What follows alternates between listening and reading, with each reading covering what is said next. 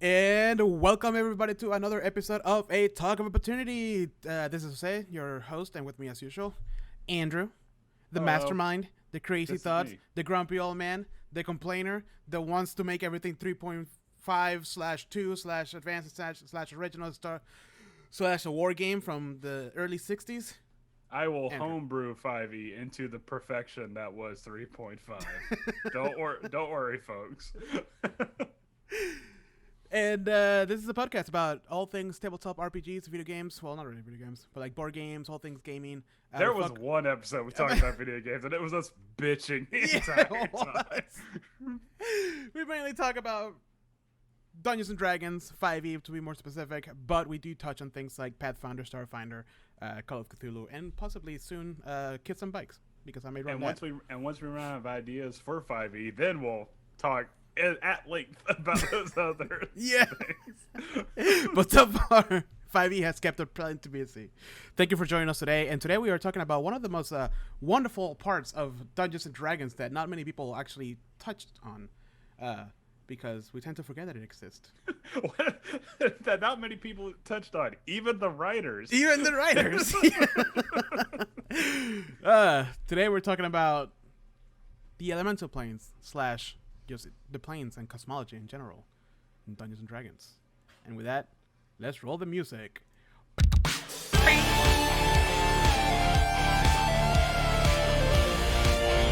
So after that brutal assault by the Orc warrior, the initiative now goes to you. Jose, what do you do? I'm gonna cast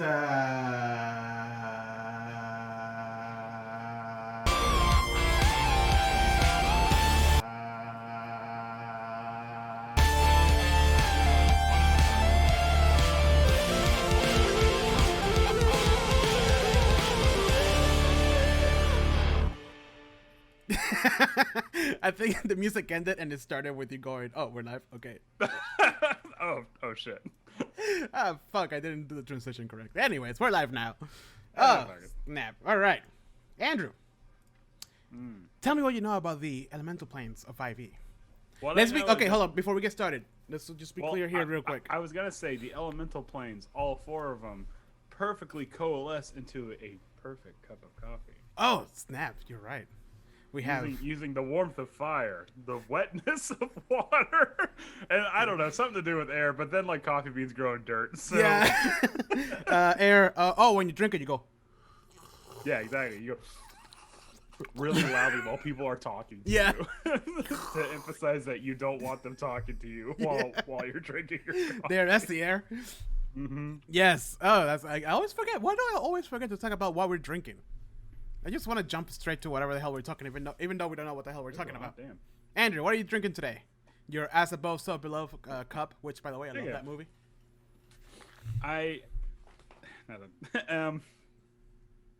Today I am drinking Portrait Coffee by the Founders Roasters, not to be confused with Founders Brewing Company from Atlanta, Georgia. This is a medium roast, and I did this in a pour over this time, and it has notes of lemon, cocoa, and nutty. I don't know what nutty means, but that's what it says as the note. Is it like naughty? Lemon? No, it's like lemon, cocoa, and nut. It's just like, ugh, I don't know if I want to drink this one. Shit. I'm going with some tea that a friend of mine got me from Washington, I think it was. Mm-hmm. It's a green tea cherry. I'm gonna be perfectly honest because they don't listen to my podcast. It's a little light, and the leaves were a little crispy and short. I don't. Oh, no. Not really that great quality. I'm gonna be perfectly honest because I don't listen to my podcast. It's kind of shit. It's not shit. It's a light tea, but not because of the flavors infused in the tea. It's light because the leaves are a little dried up and short. You want long leaves for it to like get all the oils out. Yeah. But it's still quite enjoyable. But at least it wasn't like the dustpan tea leaves that, Dude. that like Lipton makes. Yeah, after getting used to the loose leaf, I try to get some like little baggy so I can take to work, for convenience. Nah, shit just tastes like hot water. So on this one, I'm definitely getting the cocoa The cocoa is the first thing that hits you. It's like dark chocolate, like wham, like Nice. no sweetness, just like kind of bitter dark chocolate. And I'm getting a little bit like lemon rind, Oh. not lemon not like I'm getting like lemon zest, not Right. lemon juice. But I'm Well- not getting nutty, and I don't know if I want that. So I'm okay with that. I'm getting a hint of salmon on the aroma smell. I'm getting disappointed. There's definitely green tea there, but it's a little bit on the dry side. But the sherry is.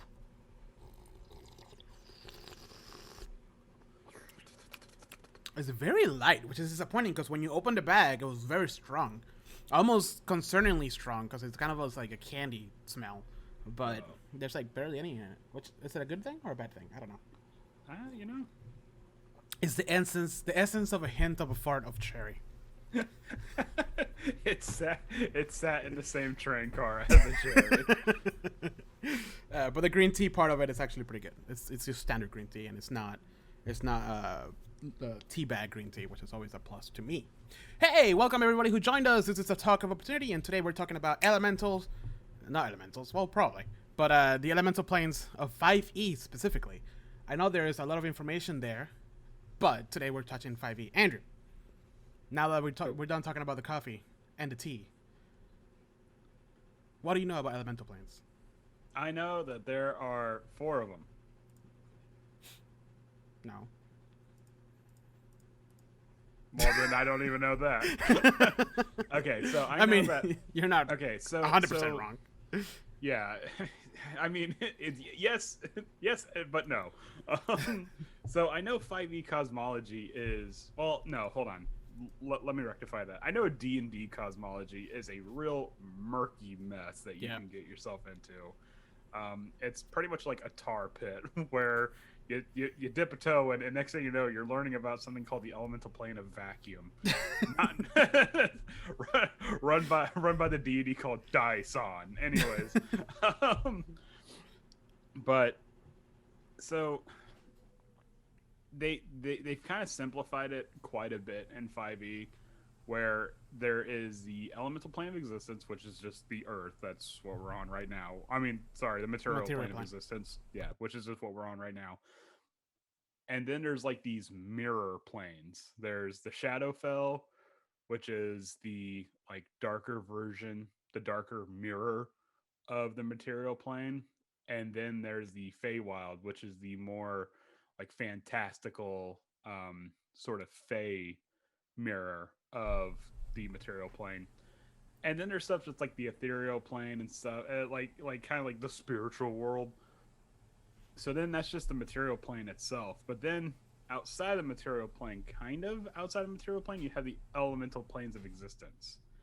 And there's the 4 big ones. There's Earth, Wind, Fire, and Earth, Air, Fire, and Water Live in peaceful harmony until the Fire Nation attacked. Yeah, and then when we needed him most, the Avatar vanished. He was actually preparing for a campaign. Yeah. No, he vanished because Saturdays didn't work for him, and that player just straight up left the game because of it. But then there's like all these weird minor like planes that exist sometimes between the 2 elemental planes and sometimes exist within the planes, and it's very, like I said, 5e has kind of clarified it a lot, almost maybe over clarified it. But some of the previous editions, it was like a real like murky stew. Like you really had to take notes on it. So are you telling me that it was even more vague in other editions? I don't know. I think it wasn't vague enough. I think if anything, it was because I did like maybe 10 minutes of research on the elemental plane of air, just out of shits and giggles.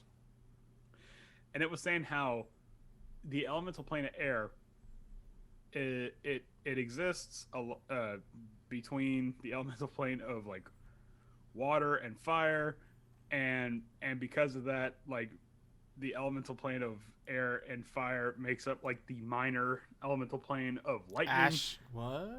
and ash, but then there's like the elemental plane of ash, And then there's the microplane that exists within the elemental plane of air called the elemental plane of lightning. And then there's another one called the elemental plane of vacuum, which like you're gonna end up like that meme, like that always sunny in Philadelphia with like it really is just like, okay, how are these all connected? And it's this weird like roadmap. Yeah. And then it's like, oh, the elemental plane of ash like imbued the Shadowfell with its dark powers, and what? Yeah. So it gets messy, but I think you dove into like the big history of like every single edition so far. Yeah. So I want you to do me a favor right now. Take a deep breath. Grab all that information. And forget it. Done. Because we're on 5e right now. This is the future, old man. And if anything 5e has ever taught me is that be as vague as possible so people can make things up as they go. I mean, honestly, you're probably not wrong. And that was probably all the previous 4 editions just slammed together. Yeah. I mean, because you have to think the first edition, maybe even the first 2 editions, was like the growing pains of, okay, how do we make this cosmology? And it didn't really come into like fruition until like the actual 3rd edition. Yeah. Well, here I last night and this morning I dove deep into the 3 pages of 5e that makes up the whole elemental planes. I know, man, dude. That was some heavy reading. Okay, so it's not really 3 pages, it's actually a couple. But I dove a little bit in it. If you take the artwork out, it's like 3 pages. Double spaced. Yeah, this is. I mean, I'm not saying like it's cheap or anything, but it's like it really is just like the night before an essay is due. Yeah. And someone's like extrapolating and stuff. Could it be a lot more deep than it is right now? Yes, of course, always 100%. But I think honestly, after reading like most of it, it actually did a good job at like kind of like not expanding necessarily, but kind of organizing the elemental planes or the planes in general, not just the elemental planes. You know, yes, some of them are like 1 paragraph or like an extended 1 paragraph that should have been 1 paragraph. Mm-hmm. You know, and I feel like slowly but surely 5e is starting to bring in some of the planes. I mean, we got the Shadowfell already, like the book. Then the one with the Feywild, that's an adventure. I'm pretty sure it's going to have a lot more information about the Feywild in it. Hopefully in the future we'll have one for the elemental planes, whatever, you know, and so forth. So I'm gonna walk you through my notes, my madness that I have over here on my screen. Okay. So elemental planes, 5e. Ready? Categorize. You were kind of right and wrong in this part right here. There's 2 layers. There's the inner planes and the outer planes. The outer planes, it's all about like spiritual and thought, and it's very like abstract. It's a state of mind and also a physical place. It is and it isn't. It is just not necessarily a physical ground you can step on. It becomes a physical ground because of your higher thought, you know, or whatever you want to call it. Those are the outer planes. I do know, and I don't mean to interrupt you, but I do kind of recognize that when I was reading this, I'm like, this has a very like old world polytheistic, like other realm kind of like feel to it. Like this is very. If you want to compare it, I think it's closest to that I know of, obviously, because I'm not an expert. The whole like Midgar is a drill, like Tree of Life type thing, you know, where like it's very close. In line with that, in my opinion. A little bit of that, and like a little bit of like Hindu legend and stuff like that. Like it's obviously pulling from a bunch of different things, but this is where, I mean, we all know how I am, but like, if I were to make an adventure in the elemental planes, it's gonna get psychedelic. like things are gonna get a little groovy. Oh yeah, so. I know you. So anyway, sorry. Go on. What you were saying. And then we have the inner planes, which. These are just exemplified of nature, you know, air, fire, water, and earth. This is like the ones that you were talking about. These are all part of the inner planes. This is what makes up even the material plane and everything in between, all the like the ash, the swamp, all that stuff. This is all the inner planes. And I don't know which part of the book it is on, because I'm an idiot, but there is a wheel. I don't know. Oh, it's in the player's handbook. Yeah, it's in the player's handbook. I want to say it's going to be right. The The map of the elemental planes is on page 57 of the DMG. Yeah.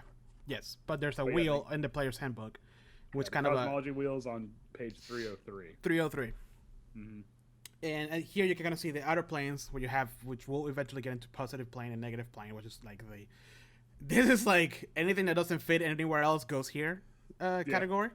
Then you have the astral planes, which consist of like essentially all the alignments, that are not neutral, and it goes all the way from like good alignments on top to bad alignments at the bottom. Then you have like law and chaos on the sides, and like you have all these different parts: Elysium, the Beastlands, Arborea on the top. Then you have Hades, Gehenna, and what's the other one? Carceria at the bottom. And then you have Limbo on the chaos side, and you have Mechanus, which is the mechanical area thing, in the law side. So you have all these, and all these planes are abstract representations. They're very made up of thought.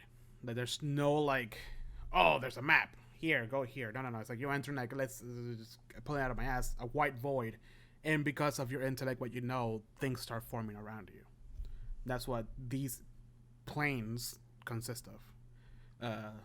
I would imagine the outer planes, like the positive planes, like that's where like the actual, like true gods of like D&D mythos, like Io. That's where he would be. He wouldn't be messing around with Elysium or Bitopia or any of that other peasant crap. Like he is the positive plane or something like that. And then like the negative planes, that's where you can like throw your like Cthulhu mythos. Right, like, but here's also the thing though. So here's the categories, right? We have the material places and its echoes, which is the Shadowfell, the Feywild, which are all reflections of the material plane. These are the basic. We've dealt with these a couple of times in adventures, usually like, the Feywild and these creatures from the Feywild, these creatures from the Shadowfell, blah blah. We've read these in stats and whatever. So these two planes tend to bleed sort of into the material plane. Right. This is if you like to take a stab at it, like pop culture wise, Stranger Things, the Shadowfell, the Upside Down, that kind of stuff. That's the perfect example. Yeah. And then you have the Transitive Planes, which is the Ethereal and the Astral Plane. The Ethereal, a lot of skills. Oh, you move through the Ethereal Plane, allows you to move to, through space and whatnot. And then the Astral Plane is like the monk who's like, astral projecting himself onto a different plane. These planes exist solely to move you from one to another. Yeah. Then you have the inner planes, which is the elementals and materials and blah blah blah, and the outer planes. It should also be noted that even if you're a level 20 character, even if you are the best of the best, traveling through the astral planes is still incredibly dangerous. Yeah. This is like when we played Tomb of Annihilation. This is where the Azure kind of lost his mind. Like he went out to search for more than he knew, and he dealt with all of this shit. Yeah, that's that. The astral plane is where it's like you find the tomb of long dead gods, and you have to fight things called astral dreadnoughts. And hope to God that little silver cord that connects you to your body doesn't get snipped, because oh man, then it's bye bye. And then the positive and negative, which is everything else. That's just, I don't think we've ever officially gone to the positive and negative plane ever. So so there's that. The closest we've been to any of these planes was in Avernus, and that was the very surface of the 9 hells. So yeah, exactly. Well, I mean, okay. I mean, it was. Yeah. So I mean, and then obviously Barovia was in the Shadowfell. We haven't had any adventures as of yet in the Feywild. That's going to be coming up. Yep. But yeah, other than that, we haven't really had. Have we had anything that was in the other elements or in the other planes that I could think of? Nope. Nothing official. Nothing that we played. Yeah. But yes. So the main question is, how do we get from here to there, right? This is, I think, where the fun part of like the planes are. Very carefully. Well, it's just I love the way I wrote it. It's like there's a plethora of ways to get different planes. Is it crazy and unexpected? Boom, you're on a different plane. Yeah, I mean, honestly, with the ones like the Feywild and Shadowfell, you could literally just trip and fall into a portal into either of those. Yeah. But like I said, those are the ones, because they are so close in material planes, they tend to bleed together. Yeah. So anything from like a town that is a mirror image on another plane, to a hole in a tree, to the central of a volcano becomes like the touching planes of the fire, the elemental plane of fire and the material plane. Honestly, there's not really any rules as long as it makes sense, and the books even says to make getting to the portal the adventure itself. It's not supposed to be easy to stumble upon it. Even if you think about like the Feywild, it's like, oh, the Feywild, it's not supposed to be easy to find it. It's easy to just like stumble upon it. Yeah. But not to find it, and it could be Feywild wise, it could be like a hole in a tree, to a circle of rocks, to a nice mirror-like pond or something like that. Like, it could be anything. I would imagine with how tricky, or the like trickery-ness of the Feywild, if you try to search for it, it's gonna elude you. Yeah. Just Exactly. because, little elves and their middle fingers shooting up at you the entire time. Right. And because there is a version of what's the name of that city in the Forgotten Realms? Not Waterdeep, the one north of it. Starts with Neverwinter. Neverwinter. Just because there's a version of Neverwinter in the Shadowfell doesn't mean that it's always going to be a portal. That you're going to be able to find the Shadowfell there at all times. It can. I like to think it as like it's vibrating constantly, and sometimes it vibrates slowly. And when it does vibrate slowly, that's when you can get through. But it's impossible to. From what I understand, I don't think there is any like solid portals. Is there? Like, there's no like established this as a doorway to yada yada. Well, that's the thing. It could be. So it could be a big portal in the middle of the forest, right? But it only opens every 700 years or something like that. Oh, okay. Like in the light of a full moon. Or right. Crap like right. that. Yeah. Yeah. But yeah, so it's not supposed to be like, if somebody has the knowledge that there's a portal that's going to open here, that could be the catalyst to an adventure. Oh my God, it's been 699 years. Next year at the high moon of whatever month, this portal's going to open. It'll be the first time. Nobody knows what happened last time. It could be a freaking war. And because it's going to the Feywild, nothing could have happened because time works weird in the Feywild. Right. Like it could have been like the Ant-Man thing where we're like, yeah, it was 5 years for you, but it was 5 minutes for me. So they come back like, what the fuck happened? What the hell happened here? Yeah, exactly. Which makes me, the little bit I read about this stuff, like, it makes me kind of excited about the Witchlight, the Light of the Witchlight, or whatever the hell. Even though I said earlier that I wasn't sure if I wanted to run it. Only if part of the adventure is you going to and from the Feywild, because that's where the time dilation really ramps up. Right. When you're leaving the Feywild, it's like, okay, and there's an actual thing in the DMG is like, okay, roll the dice to see how time moved while you're in the Feywild, and I think it's like there's 6 results. It's like, minutes become hours become days, yada yada. Yeah. So yeah. But yeah, so that's how we move from place to place when it comes to these. And a lot of these points pass through the ethereal and astral plane as well. So yeah, then we have then let's move to some of the planes before we get to the elemental ones that start going crazy.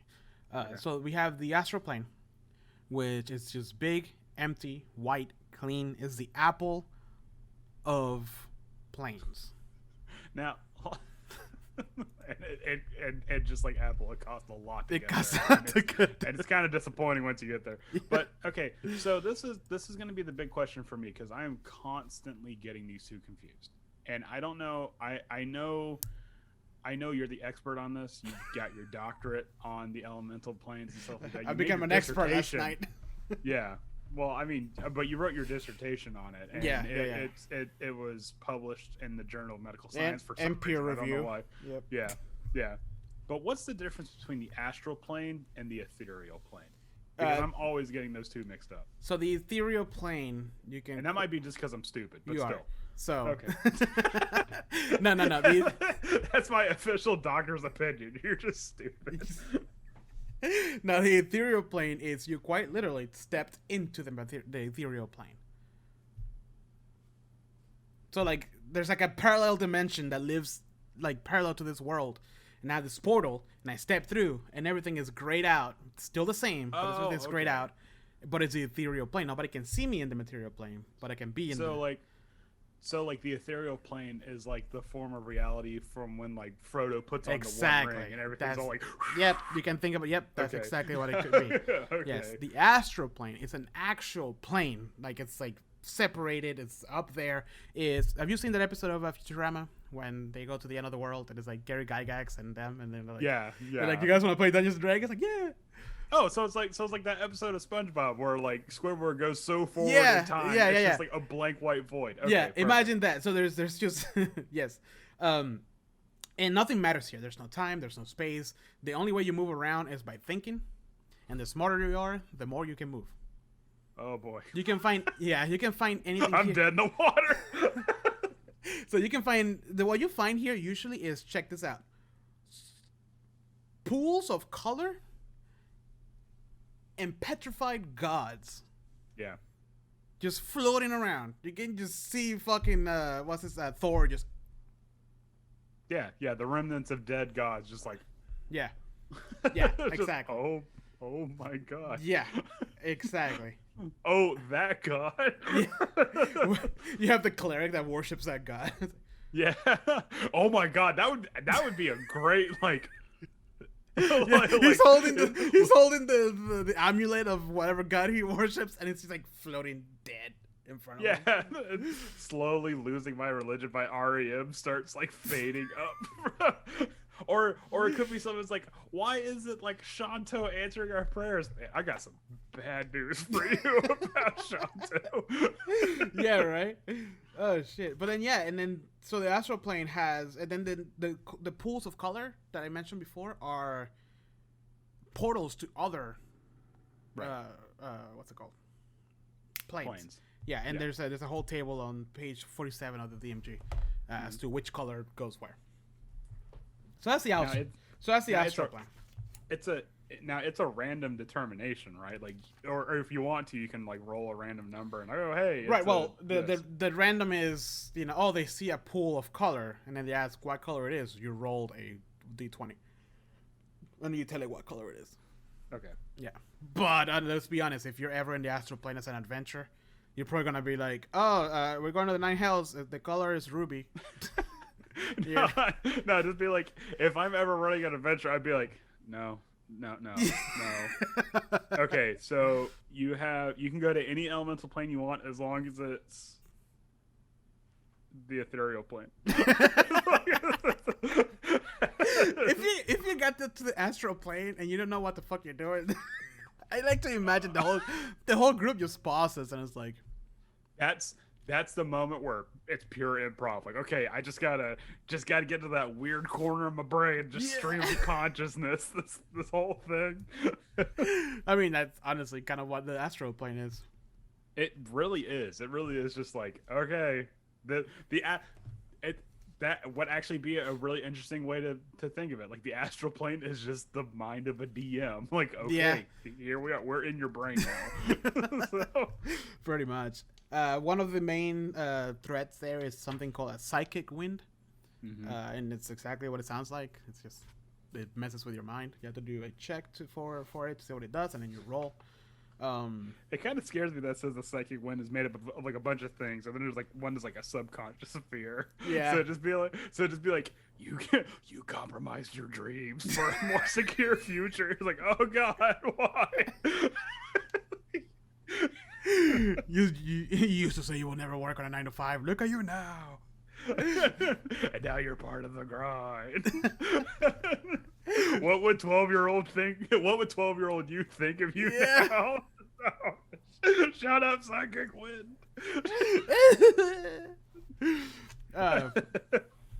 So that's the astral plane. And like I said, like it's literally like each plane gets like 1, 2, 3, 4, 5, 6, 7. Really, it's 7 paragraphs, and then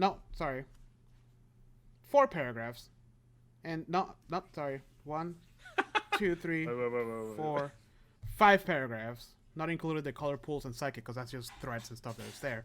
Right. On like what actually is there, which is fine. I mean, honestly, I'm expecting them to bring a book out with all the specific stuff way later. I'm if they stop publishing Magic the Gathering books. Jesus Christ, I'm optimistic that that's probably going to be the case. I think was Van Richten's well received. I want to say there was like a whole like, oh my god, like this is awesome. Yes, right. That's the vibe I get from online. I think maybe that was them dipping their toe into like, okay, can we publish something that's just settings? Yeah. That's like outside of the material plane, because obviously they were piggybacking on Curse of Strahd because that's like one of the more well-known. Yeah, and well received. Yeah, of 5e. So they were kind of going with that. So I'm kind of hoping that, and if the Curse of the Witchlight, what the fuck is it called? The Light of the Witchlight Carnival something. If something if wicked Witchlight, this way comes. If the Witchlight Carnival cruise kicks off, that maybe this would be like, okay, we can just have. Right. Can you imagine an adventure based on all the 4 elemental planes? That would be kind of really like imagine cool. imagine like a Waterdeep, where it's a short adventure with a lot of information about the elemental planes, but the short adventure consists of 4 possible adventures. Or maybe, hold on. But how like in Waterdeep you base your adventure on the seasons. No, I don't, because I didn't read the book. Oh, but in Waterdeep, I know. So the one adventure has 4 possible baddies, so they can do something like that, but with the elemental planes, levels 1 through 20, really short, and then just Or if they want to do something more grandiose, they could probably do something like the Storm King's Thunder deal, where it's like, oh, the planes are falling into the elemental chaos, and the adventurers, okay, which one of the 4 planes do we have to unfuck this situation and then you pick it, and it's like, okay, you got 1 out of 4 mega adventures, kind of kind of like how the ordning you select whatever. So yes, that'd be pretty cool. But before we get to the elemental planes, we have to talk about the Ethereal Plane. Okay. You asked about this earlier. What's the difference? Yes. Here's the main difference. The Ethereal Plane consists of 2 layers. The first layer is called the border ethereal, which is what we must deal with whenever we use an item or something that allows us to, or even hags that allows themselves to walk through the ethereal plane, right? It's like a shadow. It's like a shadow version of whatever you're at.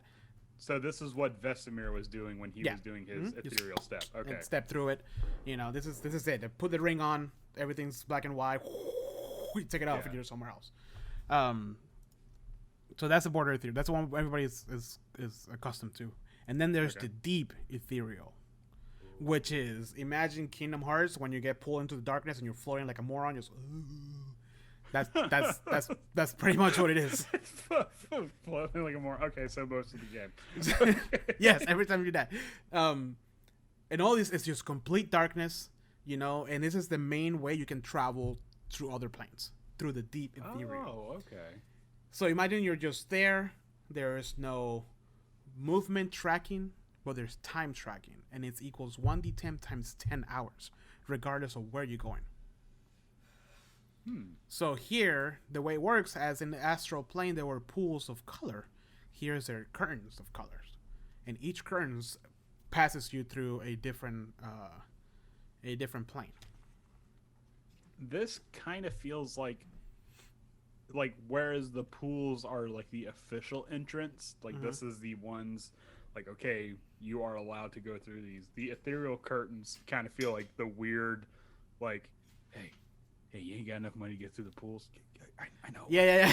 Like what you selling? That shady guy. like the ethereal curtains is like the weird backdoor way to like smuggle your way into whatever. Exactly. I mean, that's kind of the vibe it gets. I mean, you're in a complete pitch black, like the darkness. You feel it. That's how dark it is. And then all of a sudden you see a floaty curtain, of dusky gray, flapping in the black darkness. So you move there because you can move. This is you know what this is? The Stranger Things when Eleven is in that pool. Oh. Right, this is deeper. Exactly. This is deeper than the Upside Down. So it's kind of like that, and then you pass through the current, and boom, you're in the Shadowfell.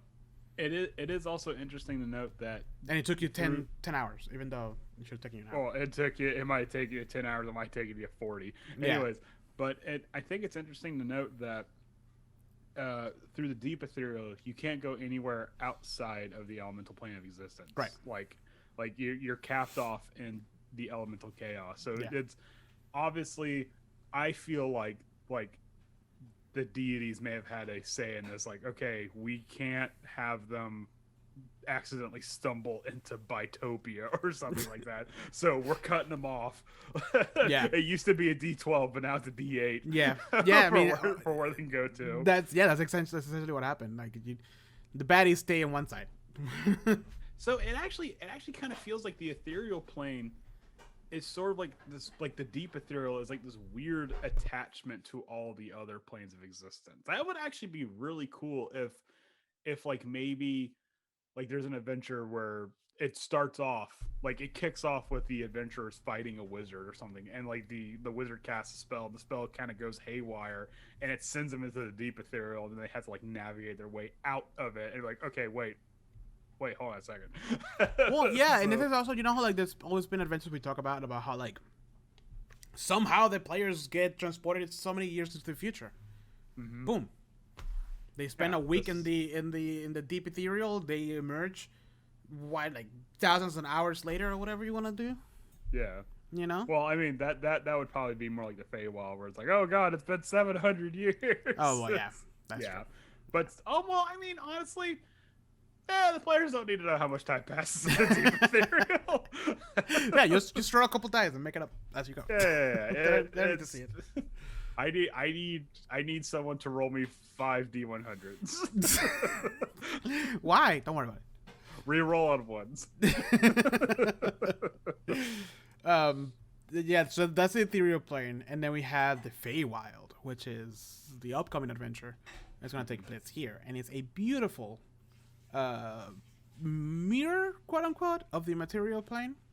So as we haven't touched Shadowfell, but like as we briefly discussed how like the Shadowfell was like the upside down. Imagine the opposite of that. So in this case, like you're walking through the woods and you see a freaking ruin of a castle or whatever, and if you have a special camera that allows you to see into the Feywild and you look through it, you'll see a majestic, beautiful castle that belongs to like whatever it is, or like you see a murky, disgusting river with like cow bones and whatever. You look through your special lens and it's a crystal clear stream of water that With you can cow drink bones. with cow bones. But now the cow bones are made of candy, so it's fine. Well, it's because when you read the Feywild, you kind of like, my mind started going to like, oh, it's all nice and pretty or whatever. But I imagine it as just like a very beautiful yet realistic, like dark, side of the wild. And it says that it's a perpetual sunset too. Yeah, that part for whatever reason annoyed me when I saw that it was like it never truly sets. It's always like in that weird, because I hate that part of the day. Why?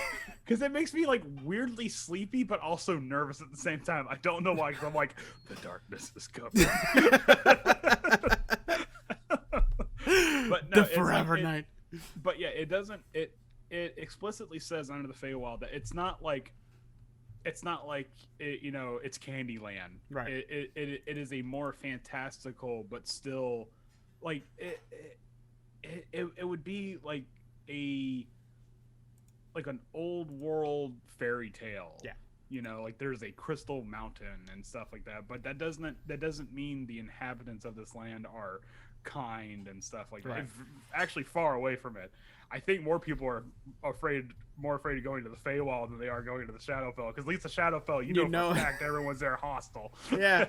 Will you make this? And I can't remember. In what's it, the Fellowship of the Ring, where they go to the wooden elves? Was it the wooden elves? Oh no, there was like when they talked to that lady. I forgot her name. Fuck, dude. You remember? Galadriel? Yeah. And then they go. Kind of. They get tracked into the woods, and all of a sudden it's like this like beautiful. They don't know what time it is. They have all the food. They're very comfortable. The temperature is perfect. Like this, but it's still very much the woods. I would say that part would probably be like them going. That would probably be the Feywild equivalent of like the Seelie Court, which is the Seelie Court is the good people. Right. But then like the Unseelie Court would be like this weird like Rumpelstiltskin kind of rules where like don't tell people your name. Yeah. Don't let people step on your shadow. It's Yeah. like this weird like I said, fairy tale rules. And it just there's a lot of trickery involved in it. And just it's the Feywild is fascinating, but also like I feel like you need to do some research to properly pull it off. And I think what I like about it is that it does mention that you can find creatures here that are like hags and blights and goblins and ogres. Like it's not just like beautiful elves and fairies, which are now a thing. And, like all this stuff. Mm-hmm. So so it's weird because you would think, oh, okay, the Shadowfell is evil and dark and depressing, so the Feywild must be beautiful and majestic, and it is, but that doesn't mean it's friendly. Right. Exactly. It doesn't mean that far from it. Is friend. Yeah. Yes. So the Feywild. I actually can't wait for the book to come up because I'm very intrigued, and part of me is like, oh, just make it a full adventure, but like I think you're right when you say that it'll be great to have a proper setting on that book and then have like the short adventure part of it, So I don't know. It sounds interesting. But it also says in the Feywild that even like sinister things appear more outwardly sinister. Like it says, and to quote, a marsh could be reflected as a vast black bog of sinister character. So it would be like something you look and be like, nope, a witch lives there. It's like a fairy tale. It's like imagine Disney fairy tales when like that scene where Snow White is running away from whatever, and then like all the crazy trees look creepy as hell. Yeah, and the trees start to get creepy as she's running by them. Yeah, yes, that's exactly what it would be like. Yeah, fairy tales, yay! But not the good kind. The kind where like the Grimm brothers, the Grimm brothers fairy tales, not the Disney-fied version of it. Yeah, the unedited like, oh, you want to become a goblin? Okay, well, wish granted. Exactly. So that's the Feywild. Before we move on to the Shadowfell, I want to welcome everybody who is listening to us right now. Thank you so much. This is a Talk of Opportunity, a podcast about tabletop RPGs, board games, and all things gaming. We focus on 5e. Thank you so much for listening. If you have any questions or comments, please leave it on the Twitch chat or the Facebook chat. We'll welcome your feedback. We're so lonely.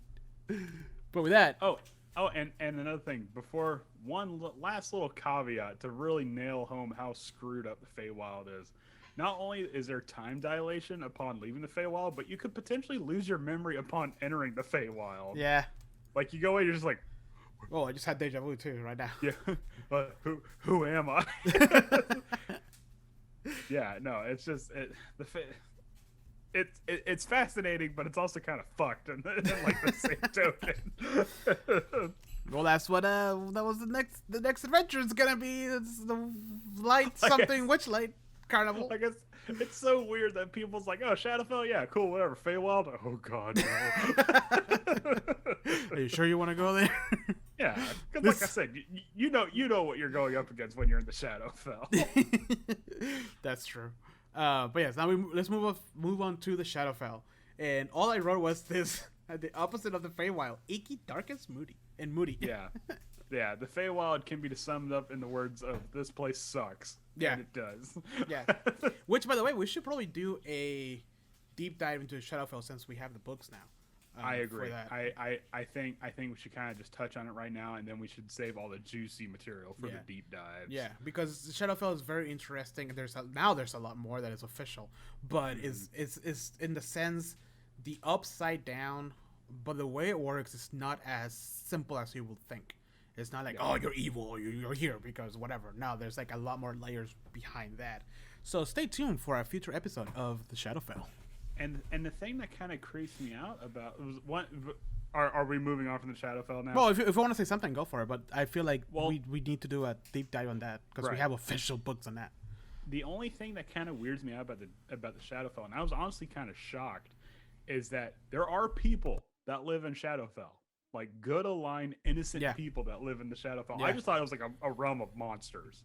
Nope. And I just there are some unlucky people that just happen to live here. There's quite literally a dark reflection of Neverwinter. I think it's called like what's it, Everfrost or something Yeah. like that. It's called Never Warm or Never something. warm, never happy. Yeah. So yeah, no, the Shadowfell, we're gonna do a deep dive into that because especially 5e, they love the Shadowfell. It's what's hot. Kids are all over the Shadowfell right now. Shadowfell's so hot right now. So hot right now. So yes, stay tuned for a future episode of the Shadowfell. Probably our next episode. Maybe. I'm vibing with these planes right now. But after going from the Shadowfell, let's move on to the last Evernight. Evernight. The last Airbender planes. So we have air, earth, fire, and water. Earth, wind, and fire, man. But wow. But okay. We got nothing. Go. We lost all our viewers. Yeah, that's nope. I'm sorry that you're pushing it too far. But can someone explain to me what the elemental chaos is? Is it just exactly what it is? Is it just like a broiling mess of all the elements clashing together in a whirlwind? For my understanding, that's pretty much. So hold on, because if you look at the map on page 57, it kind of borders the rest of the elemental planes, doesn't it? Yes and no. It's I guess it's like a more interesting, light and dark from earlier, the positive and negative planes. You know what I mean? Well, because the map on page 57 doesn't really say anything about the elemental chaos, but the map on page 303 of the player's handbook, it shows that there's the ethereal plane and then there's the elemental plane, and then outside of that there's the elemental chaos, and then that's when it goes into the upper planes and lower planes, depending on your point of view. Yeah. I don't think did they say anything on the player's handbook? Because honestly, I didn't really. In the player's handbook, it doesn't really say anything. Yeah, there's a small snippet under the DMG. I think it's for 5e. I think it's just literally like just elementals fighting each other. Well, it just says it's a tumult of clashing energy and colliding substance. So I'm kind of thinking this was probably the hard stop for material life. So you can't physically pass. Yeah, like that. Like you might be able to physically travel into the elemental planes by some way, shape, or form. Like maybe, like it says like a volcano could be the door into the elemental plane of fire. Maybe like a whirlpool could be the doorway into the elemental plane of water. But then after that, you're gonna need magic. Like there's no way you can accidentally stumble upon the upper and lower planes. Like so, I feel like this is just a shield for like the outer planes from there on out. Yeah, no, I think that's exactly what it is. You just can't get through it, like physically get through it. Yeah. Yeah. Well, hopefully they'll release more information on that. But for now, let's just move on to the elemental plane of air. And for this part, we're gonna lean in, closing our mic, and we're gonna breathe really loud into our microphones. Constant movement creates the elemental plane of air and life. That's gross. All right, so yes, the elemental plane of air is, well, as you will guess, airy, and the sky never-ending falls. Gravity is whatever you want it to be. There is chunks of earth flying around where people have cities and fortresses. There is magical clouds that you can stand on. Fun fact: most of those chunks of earth were actually part of when the elemental earth, when the earth, the plane of earth was trying to invade the plane of which I don't know how did that work. I don't know. Yeah, like that's not very. Yeah, it was like, let's send these rock people to go fight to just go imagine literally just into the air. Just go there and fall forever. Because that's it. You fall forever unless you with your mind tell it that up is that way. Yeah. And I would imagine like the denizens of the elemental plane of Earth would be like, no, there has to be a ground. This is that because where I'm from, there's nothing but ground. Right. Exactly. So they're just.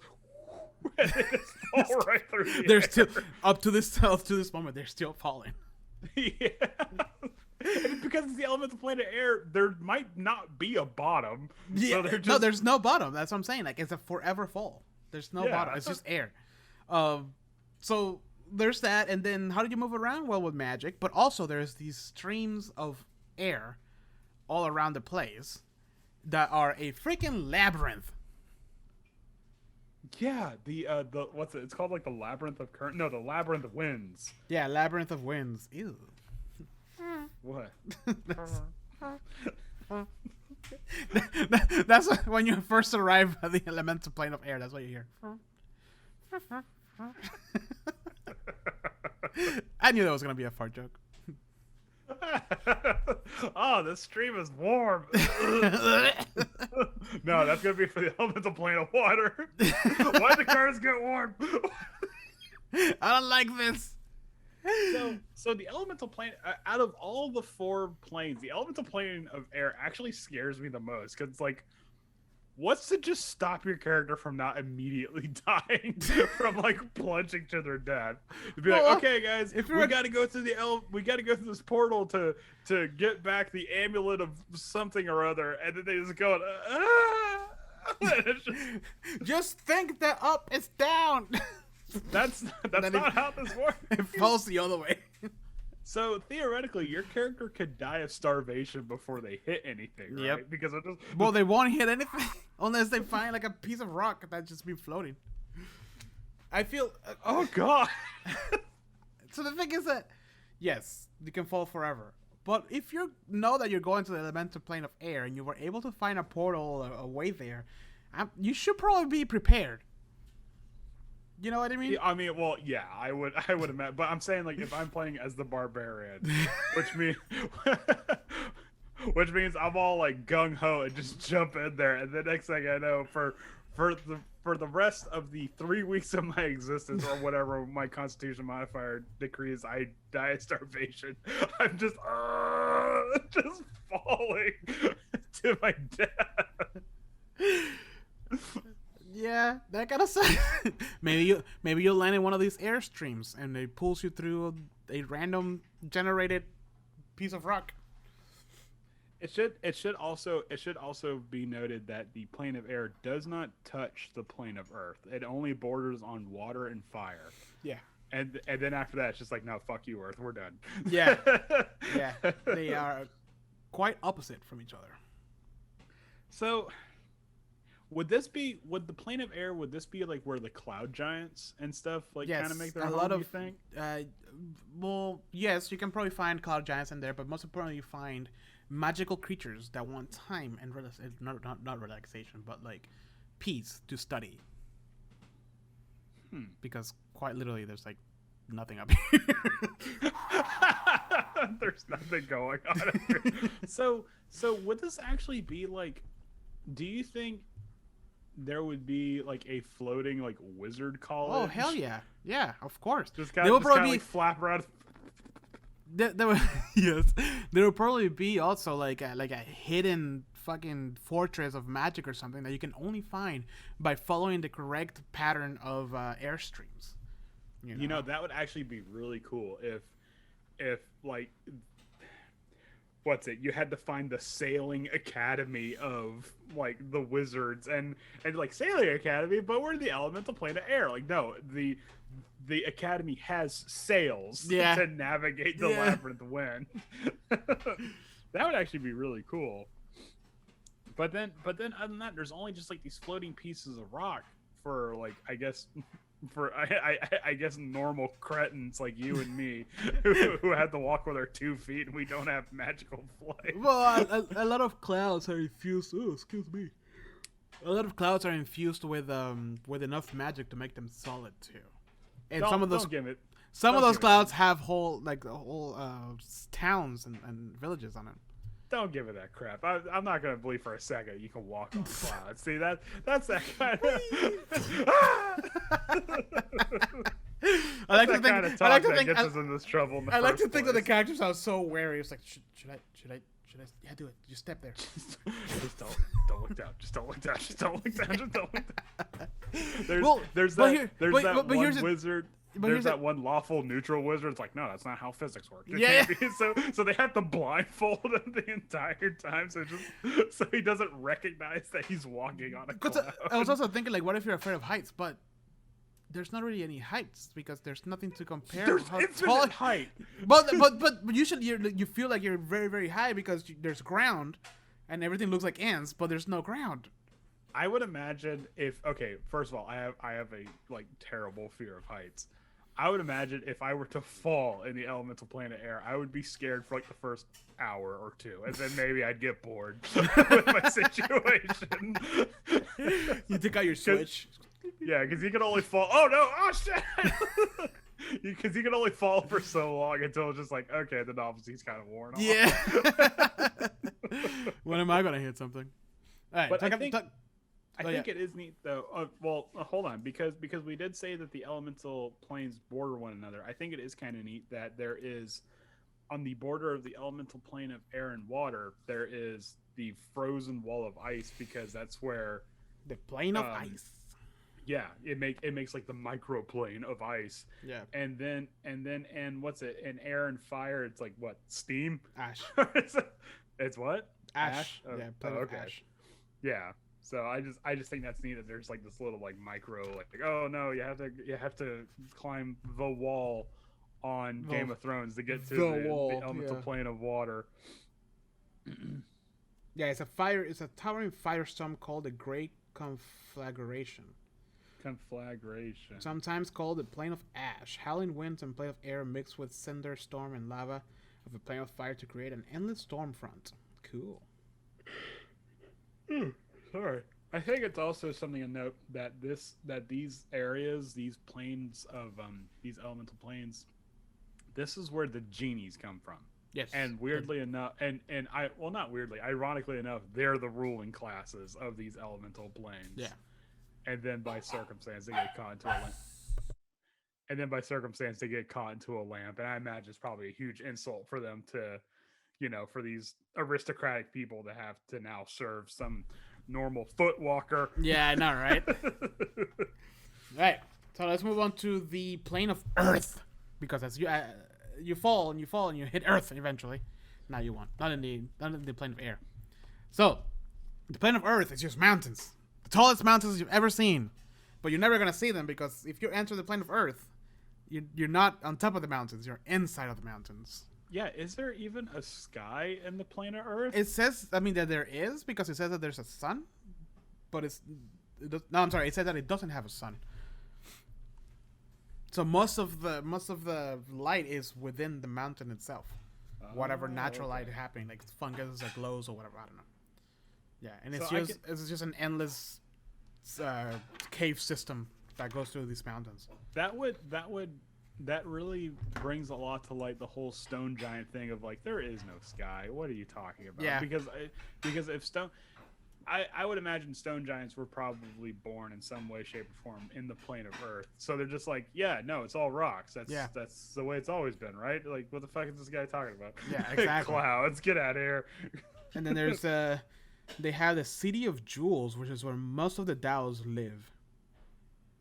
In the plane of Earth, the Dow. The Dows being the Earth genies, of course. Yeah, and they pride themselves in their wealth, and everything is made of gems. The whole city. So let me ask you, what is honestly so different from the elemental plane of Earth and something like the Underdark? Well, you can get out of the Underdark. Okay. but I mean, really, it's kind of I would imagine if there's probably going to be any way to get to the elemental plane of Earth, it might be through the Underdark, right? Like, I mean, I slipped in a mine shaft, and and I'm in the elemental plane of Earth, and I can't get out. Yep. I mean, that's more than fair. I mean, I think it's really neat that these elemental planes, they all kind of have an accidental portal to them. Yeah. Like there are like a hard stop. Okay, this is the portal to get to the elemental plane of fire. But then there's like these weird accidental portals. Well, one of the examples that they give is in the center of a volcano is a portal to the elemental plane of fire. Exactly. So, like you just said, when the Underdark, if you probably go deep enough into the Underdark, you more than likely can end up at the plane of Earth. So how would you get the elemental plane of air then?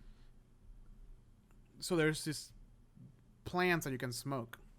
Oh, okay. The more you smoke them, the higher you go. There's these mushrooms that you got to make a tea out of. Actually, that's a fun question. What would be an accidental or a vertice portal to the elemental plane of air? Like you fall into like an air vent or something? You fall into an air vent. Like maybe you get blasted by like a really good AC compressor. I don't know. Like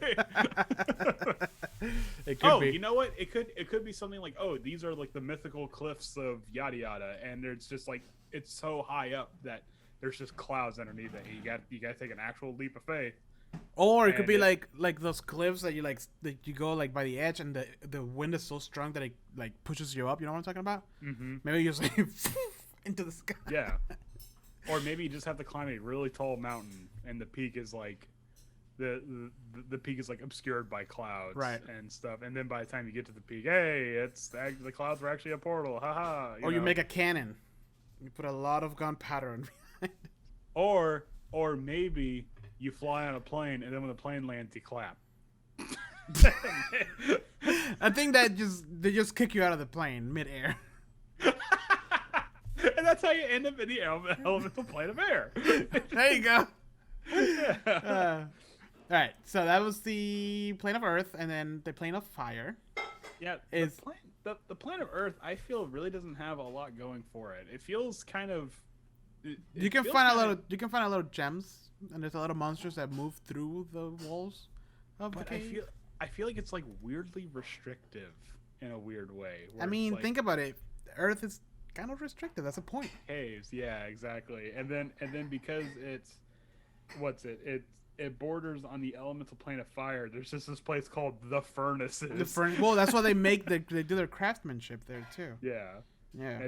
And then when it borders on the elemental plane of water, there's the Mud Hills. Yeah. Or the swamps of Oblivion or something. It's just like, oh no, I don't want to be here. I hate these planes. I mean, I probably would. Out of the 4 elemental planes, I'd be like... Well, the Swamp of Oblivion is the plane of oozes, apparently. Okay, so I'm most afraid of the plane of air, but I would probably hate the plane of earth the most. Hold on. Swamp of Oblivion, also called the plane of oozes, stagnant lakes and pools play host to the thickets of weeds and monstrous swarms of mosquitoes. So Florida. Yeah. We are in the Swamp of Oblivion.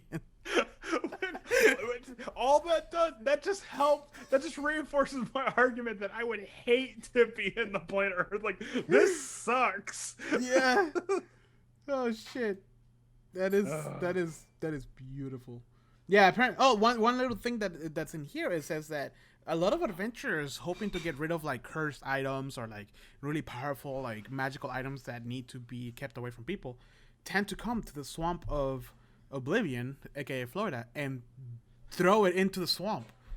The swamp can swallow it and make it go away and reappear many years later somewhere else. Oh shit! So like, so when we get to the organized crime episode, we have to get rid of a body. We can just take it to the favorite equivalent of the Everglades. Yeah. And just dump the body. The Swamp of Oblivion. We should make a magical Jimmy Hoffa. We should make a shirt like that. It should be a Attack of Opportunity greets you from a Swamp of Oblivion, aka Florida. I traveled to the Swamp of Oblivion, and all I got was this lousy T-shirt. And like a huge lump where a mosquito got you. Yeah. Also, what's oh fuck.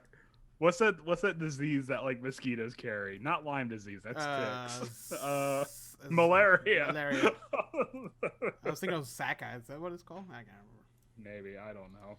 Yeah. So, anyways, we hate the plane of Earth and the Swamp of Oblivion. The plane of Earth sucks. Then we have like, I hate this place. like massive mosquitoes. Yeah, so like that time we were on that hill in Avernus. That was just, that is just what's like to be in the swamp of Oblivion.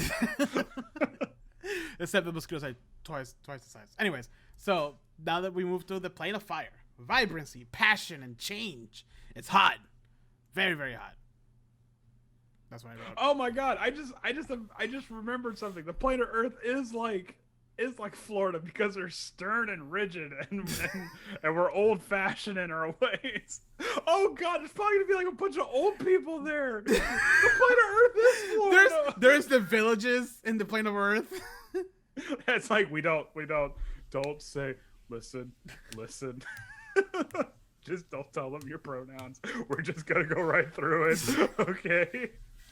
They're not gonna understand. There's some old Dow that's just like that, like their grandkids like, okay, now grandmother grew up in a different time, so she's gonna say something. Oh my god. God, fuck the planet Earth. They also try to take the plane of air, so fuck them. Yeah. I Right. hate this place. We gotta move on, man. We got two more. I know. Sorry, it started to get a little personal for a second. Take a step back, man. It's just a book. God, I hate the planet Earth with its mud and mosquitoes and lack of health care.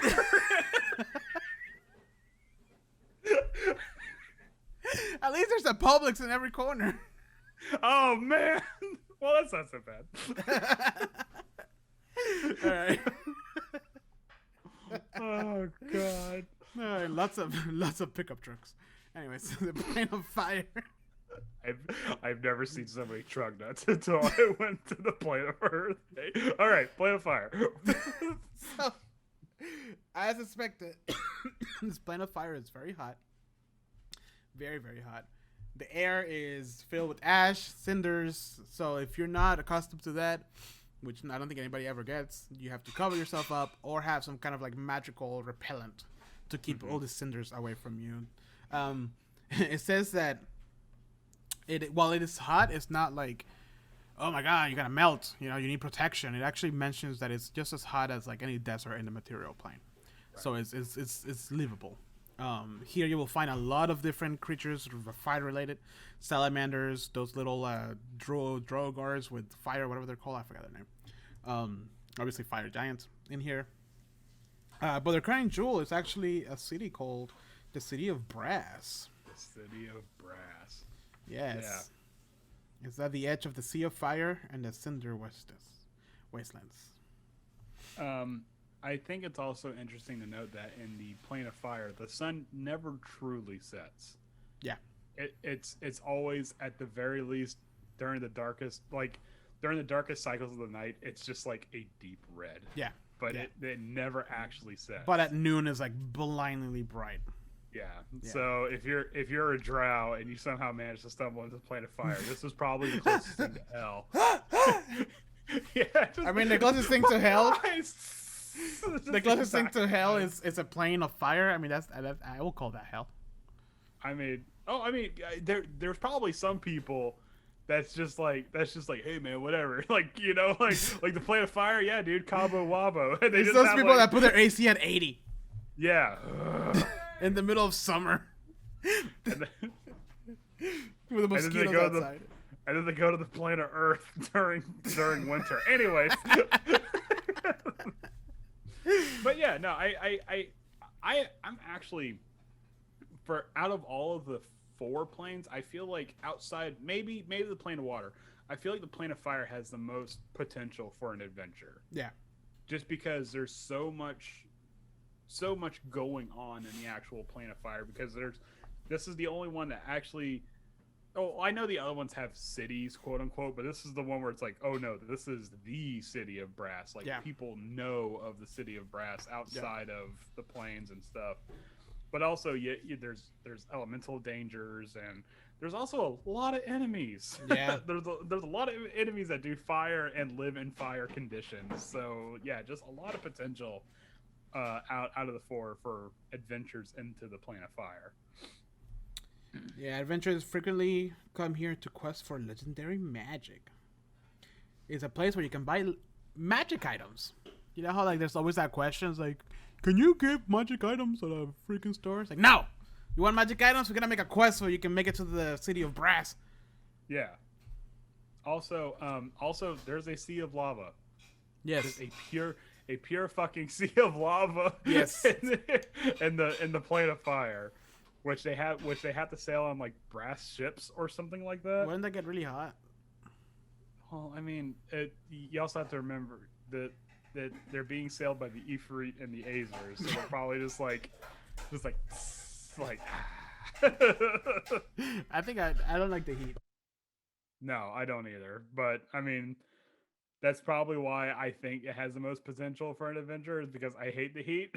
So I'd be like, okay, I know exactly how to make my adventurers' lives miserable, because like you wake up and you're already sticky from the heat of the elemental plane of fire. There's some days I wake up and I think I'm in the elemental plane of fire because it's that fucking hot out.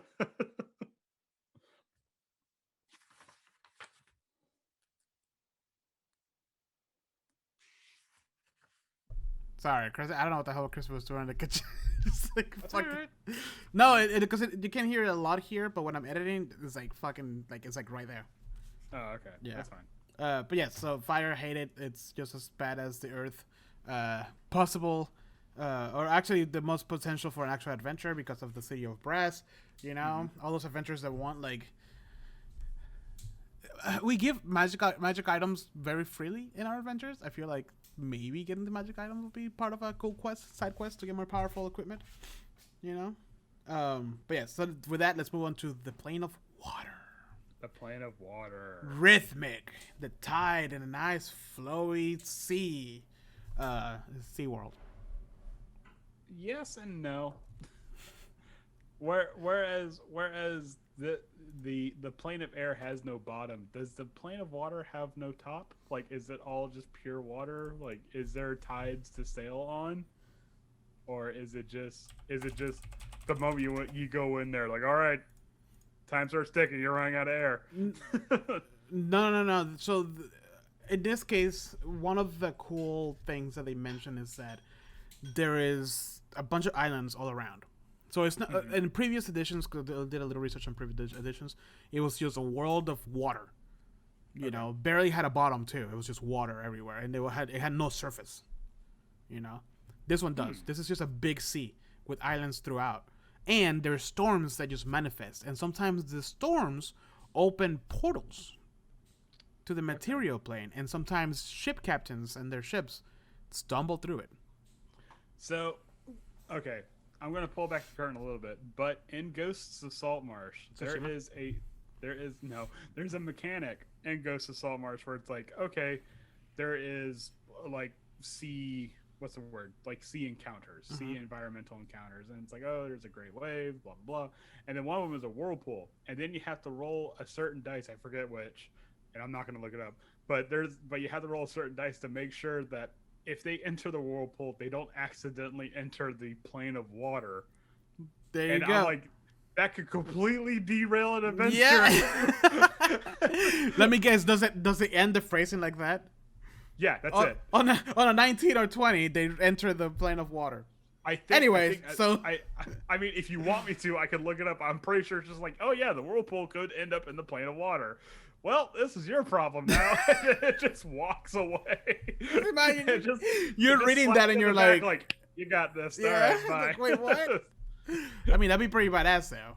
Honestly. Travel takes 4 days. You're gonna end up in a plane of water. Oh man. Shit. But yeah. So, and the thing with this plane is that it could be very calm or extremely violent. The waters. There's no in between. Well, like I said before, I think outside. Actually, I might say this might have more potential for an adventure than the Plane of Fire does, only because we now have hard set rules for sea travel. Yeah, that's true. So I think that might be pretty cool if we have an adventure where it's okay. We're not pirates exactly, but we're just like a merchant vessel. And, oh no, a storm, and now we're in the elemental plane of water. oh fuck, okay, now the adventure is just trying to find our way back. Like okay, we're in the great sea of worlds. We have to find some sort of civilization first, and then that's when you can have this like high seas adventure where maybe like the oh god, what's the name of those like weird mermaid men? The Sahagwin, Sawagan. You know what I'm talking about? It's like they're like fish. The merfolk? They're like fishmen, but they're not mermaids. They're like evil mermaids. Like like they're attacking the vessel and stuff, and there's like a storm giant, and he's just doing what storm giants do. And he's like, "Hey, can you help us out?" And he's like, "No." Screw you. Yeah, I'm too busy trying to figure out how to prevent the end of the world with my magical storm giant abilities. So I mean, I just think I think that'd be really cool. I think that's the elemental plane of water would be like, okay, let's throw all these weird aquatic creatures, and if you want to, you can get like horrifying with it. Like you can go like krakens, and, yes, you know, like all like the aboliths and all like the deep sea. You're in the sea, and from far away, you'll hear in your mind a mysterious voice says, "Hey guys, you know how to get to space?" No, no, get out of my head. You're almost there, buddy. You're in the elemental plane of water. Okay, cool. I'll keep moving. Yeah, no, but don't listen. If you hit the swamp of Oblivion, you've gone too far. You gotta circle back around. Okay. This Kraken is just gonna be like through all the planes. In the freaking lava, like the freaking lava sea of lava. Hey guys. I can just see him in the elemental plane, or just just flapping around. The adventurers come across a dried up husk of a Kraken, like, oh my god, what happened here? just kick him over the ledge. There's water on the bottom. Okay, bye.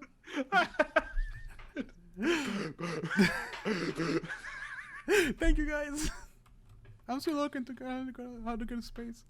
But I mean, I think like there's the Isles of Dread, which I mean, I don't even have to read the description to already come up with like weird like monsters made of seaweed. Cuts a bit of the monster and puts it on his Pokeball. Delicious.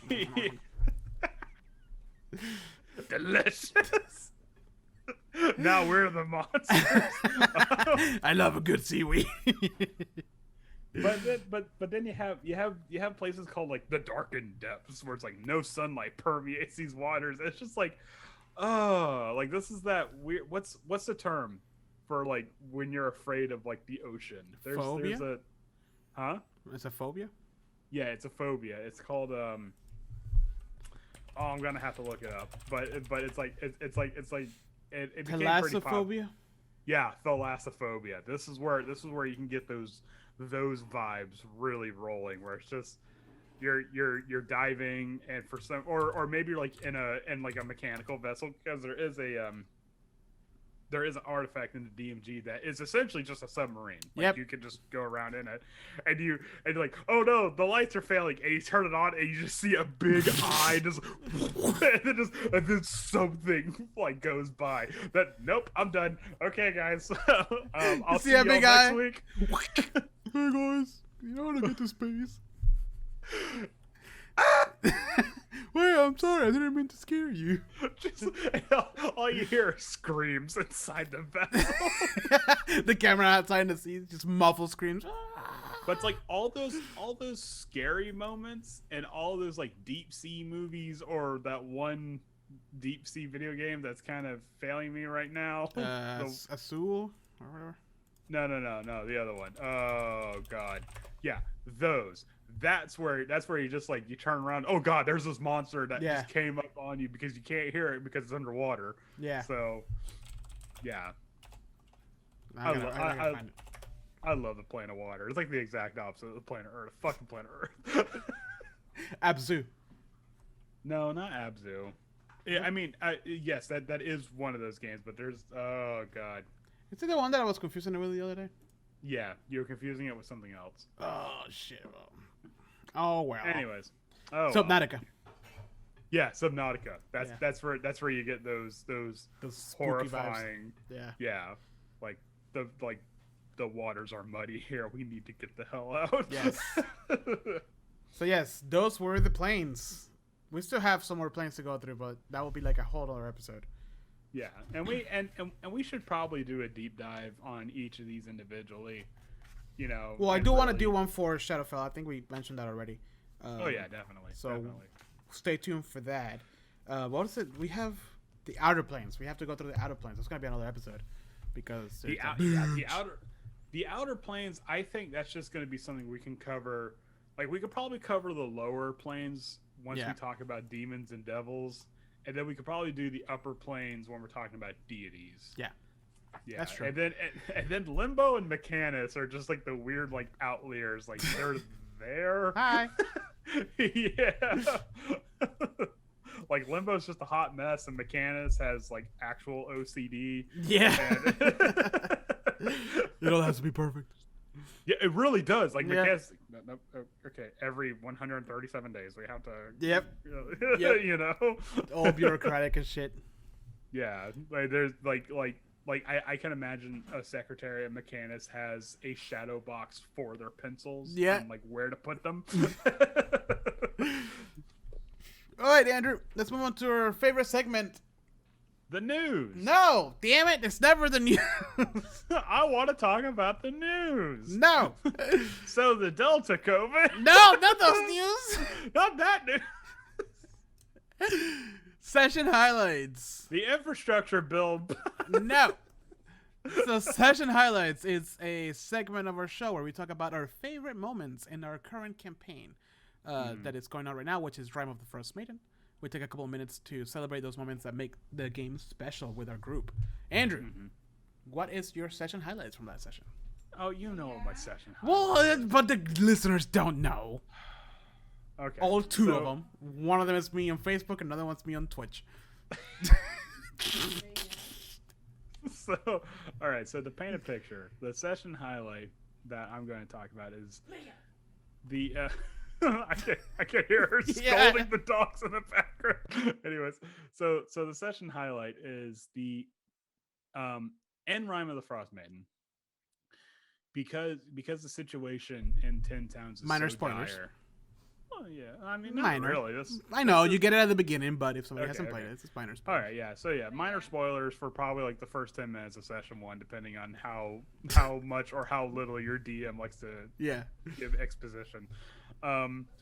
So because of the dire situations going on in 10 Towns, they have resorted to creating sacrifices. Yes.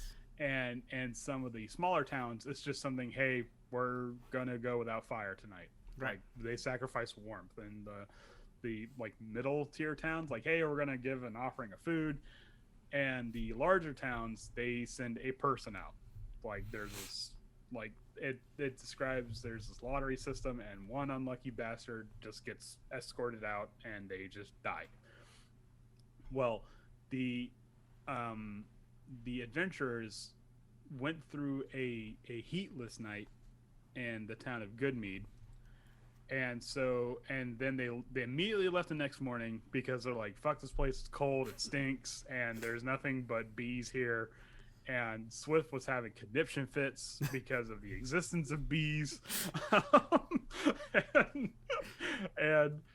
and so they left Goodmead and they traveled to East Haven, which is where they believe was going to be the next destination for the ongoing mystery that they're trying to solve. And they arrived just in time to see the town speaker pretty much saying, hey, this guy, you see this dude? He's going to die soon. We're gonna walk him out. He's going to be buck-ass naked. Not actually. They don't describe it as that. But, like, you know, he's going to be exposed to the elements and then he'll die. And it's just kind of like, I don't want to play it up anymore. And from my perspective, because I was the one that orchestrated it. Let me watch me blow my own trumpet for a little bit. But it's kind of like this like weird, morbid, dreary moment. And the crew is thinking, okay, we just let this happen, and then we go outside of town. We give this guy some clothes and maybe like a couple rations or whatever, and then we just kind of pat him on the butt and send him to Bryn Shander or something like that, where he'll be immediately escorted back out because Bryn Shander also does humanoid sacrifices. But so while this is happening, Jose, who's playing as Octavio, who is a tiefling sorcerer, says, "I'm gonna walk right up to the town speaker, which is like the mayor, and pretty much give him a piece of my mind. Like, I'm just gonna start scolding him right in front of this whole group of like villagers." I wasn't stuff. scolding him.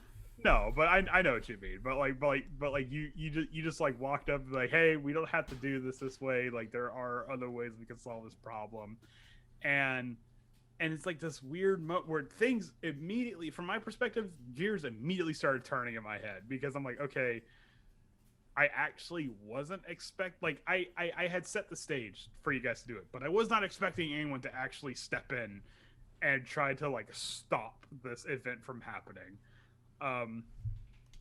So I'm like, okay, gears are turning, and I'm like frantically looking through the book and stuff, and so it really all boils down to like Octavio gives like this heartfelt, like not really a speech, but just like a sort of like short rant about how like this is all bullshit, and like people are buying their way out of the lotteries and stuff like that, yada yada. And so I'm like, okay, it all comes down to this one persuasion check, and we're waiting. And he rolls a persuasion, and it's a natural 20. It's a 27. Green numbers, go all the way. And so he essentially saves this dude's life, and then like the speaker is like, "All right, you've got my attention. So what do we do now?" And then that's where the campaign ended. Yeah. Or not the campaign. Yeah, no, that's where the campaign's That's up. it. That's the end of the campaign. That's it, yeah. We're moving on to Saltmarsh now. Well, that's where the campaign ended for that night.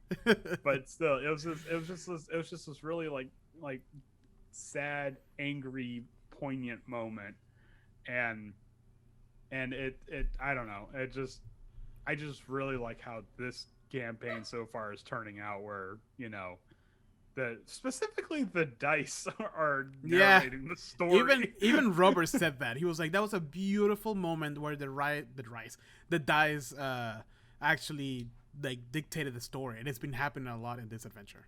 There's been a lot of like weirdly cinematic moments where it's like, nope, this is just exactly how the dice want us to do it. Yeah. So So let me tell you that from my perspective. Because it's obviously one of my highlights, but I'm not gonna retell the whole thing. I think you told it very mechanically. From my perspective, it was, we got to the town, and you describe it as he's giving a speech about how they're gonna walk this guy. He's gonna be the one who's gonna like thank to him. We're gonna be the longest night or whatever. It's not gonna be as long. Blah blah blah blah. Which is obviously not working. But you describe that the speaker is like not believing any of this, and he's tired, right? And that's where I started picking up what you were laying down. I'm like, oh, okay. So I get it. Like, this guy doesn't quite believe that 100%. And then the group started talking all, like, these crazy plans that were like, oh, we're going to do this. Like you said, we're going to, like, try to save him after he leaves, blah, blah, blah. We're going to try to find whoever's name was actually pulled out of the lottery, blah, blah, blah, blah, blah. What I imagine is that as they were saying that, my character silently just marched towards the front of the line where all the crowd was, and just delivered, which I don't want to pat myself in the back, but like I came out with all that out of my ass in that moment. Deliver a speech, just like an angry, infantile, I guess you could say, like very like, not naive, just thank you, Abe, for liking the stream. Very sincere, like this is not right, like a kid. Like yeah, it was very much like a from the mouths of babes kind of. Yeah, because everybody, I'm playing Octavio, like, honestly, I think I'm gonna roll back his age. I think I put him at 25. I think I'm gonna put him like at 22, like a very like young adult type thing, but because he's been like, I would think you might be able to even roll back a little further, like just like a 19, like a 19-year-old. Yeah, like he's just naive, and he's never experienced the real world. Everybody else in the party has, so their thought process, like, we can't stand against these guards at level 1, like, we're not going to mess with this.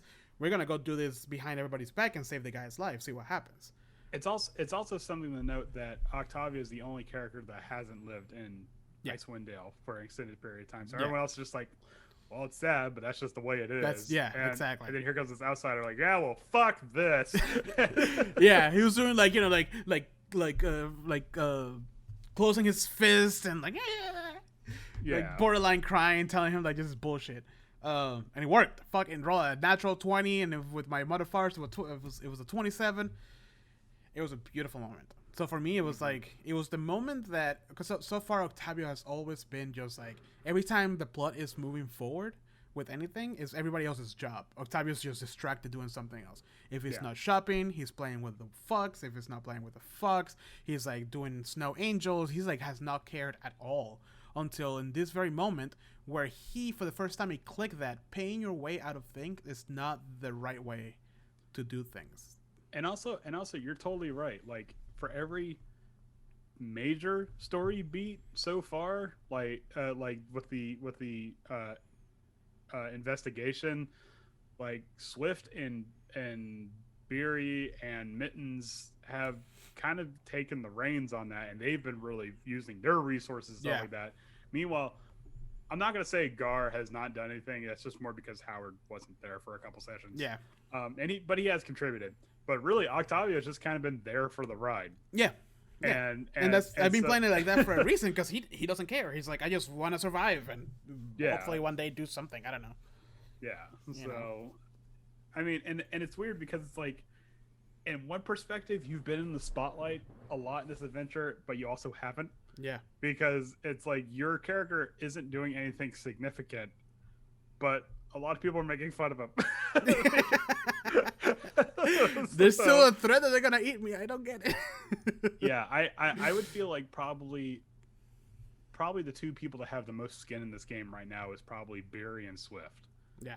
For their own reasons, and now like Octavia's like, okay, I guess I'm a part of this now. Yeah. This was the moment that it became like personal. Like it was like, okay, this is not right. Yeah. You know. So, and I remember at the end of last session, I was like, I'm gonna have to find a way to make Octavio care about what's happening, because again, like literally me as a player and as a character, I've been purposely, like, I listen to everything that's happening, but I'm purposely trying not to like pay too much crazy attention, because I don't want that influence how Octavio acts. So a lot of the information is just passing over my head, you know. But now it's like I had to make him care, and this was a perfect moment for that. Mm-hmm. Like just character development on point. And again with Swift stepping in, because at one point I didn't know what else to say, and he's like, I got you, buddy. It's like, X. But that was your highlight, which was also my highlight, but for selfish reasons. My other highlight, I laughed so hard when I was watching it, because I stepped to make my tea at that moment, was when Mittens did like a shady deal with some guy.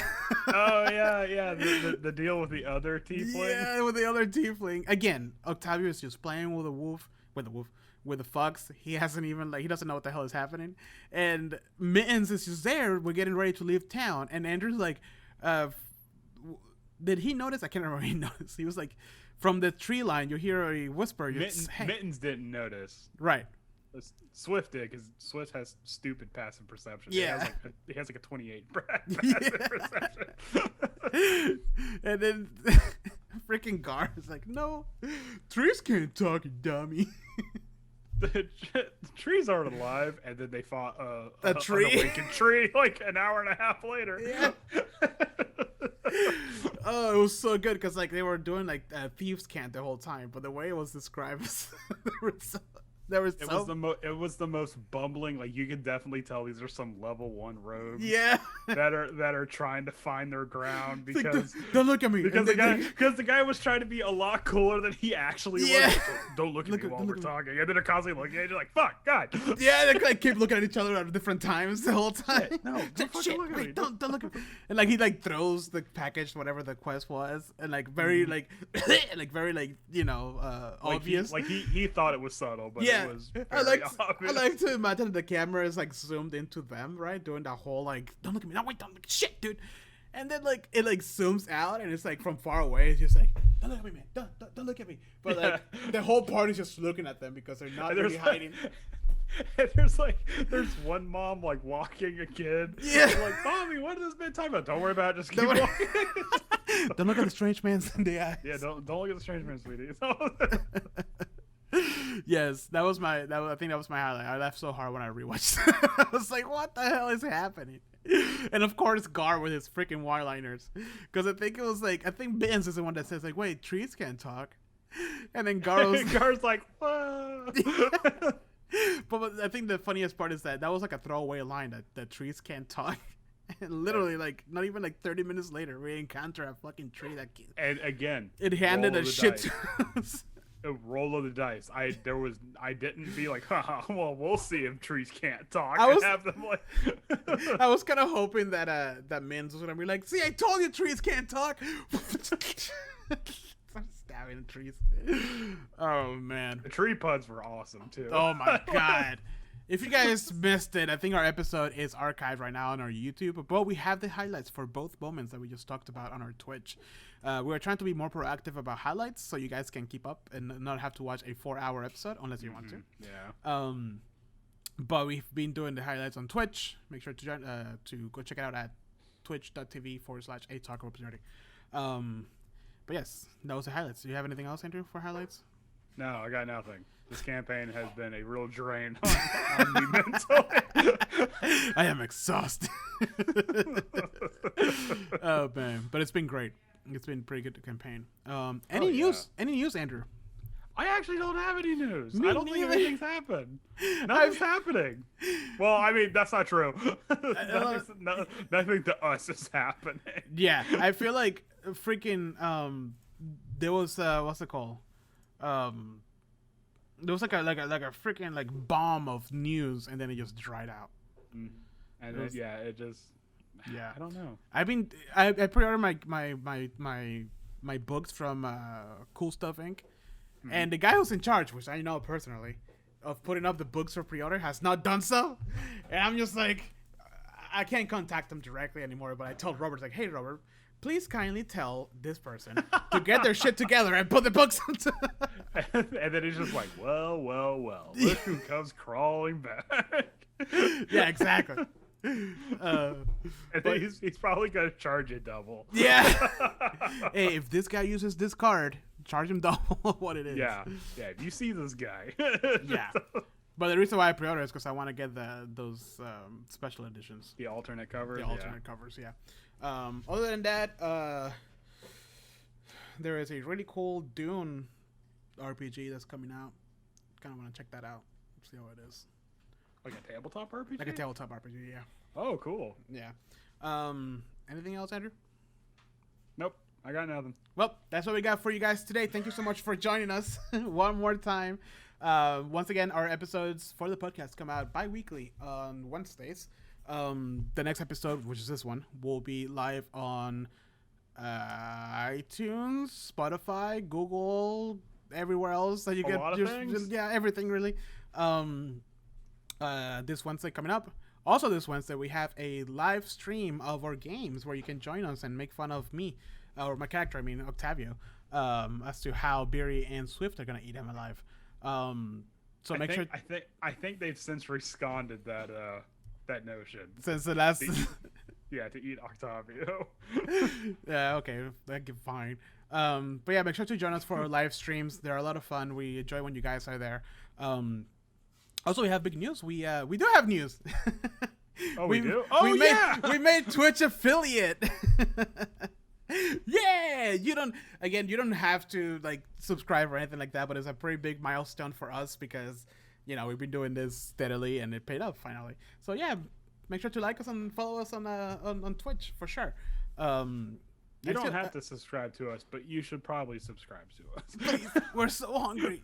We're fat because this is a filter, not because we're eating. No, we're not asking for donations. Jesus.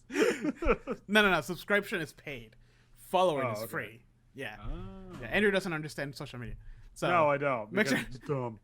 Follow us. Poisoning our... Please follow us. You don't have to subscribe. It's, you know, we're just celebrating because it's a big milestone. But yeah, with that, again, thank you so much for joining us. I hope you learned something about the elemental planes. If not, at least had a good time with our ramblings. We will be back 2 weeks from now with another episode. But we are live almost every Wednesday on Twitch, so make sure to join us once again. There is going to be a bit of a lapse later on this month, and there's also going to be one next month. Sorry, damn it, Andrew. Yeah, but it's okay because we'll fill in that with other things. We usually do like short one-offs of certain things. Yeah. We may be doing for the 18th. We may be doing Kids on Bikes. I don't know. Sounds like a fun, quick thing to do with a couple of friends online. Mm-hmm. But yes, never a dull moment in a talk opportunity. Thank you guys for joining us, and I hope you all have a wonderful rest of your weekend. And please subscribe, leave us a comment, rate us. You know, if it's anything above a 4-star, yes. If it's not, then just don't worry about it. Yeah. Don't trouble yourself if you're not gonna. You don't have anything nice to say. Don't say anything at all. Yeah, I know, right? Oh man, thank you guys. You all have a wonderful night. Bye. Bye.